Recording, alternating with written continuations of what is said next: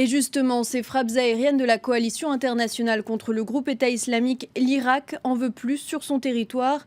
Bagdad demande à la coalition d'agir pour l'aider à protéger son patrimoine, des trésors antiques saccagés chaque jour un peu plus par les djihadistes. Mossoul, Nimroud et désormais Hatra. Selon l'ONU, la cité fortifiée serait la dernière cible en date du groupe État islamique. Les djihadistes de l'EI qui continuent leur entreprise de destruction massive du patrimoine culturel irakien.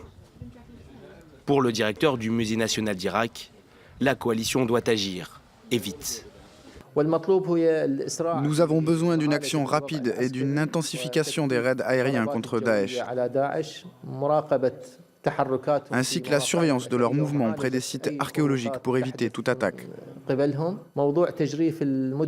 La destruction de la cité d'Hatra et du site archéologique de Nimroud par des bulldozers la semaine dernière est une grave erreur.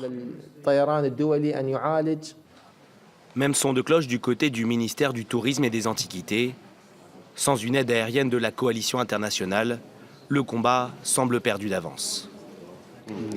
Le ciel n'est pas entre les mains des Irakiens, il n'est pas entre nos mains.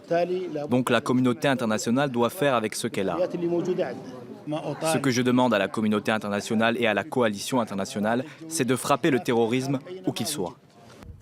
La réponse américaine ne s'est pas fait attendre.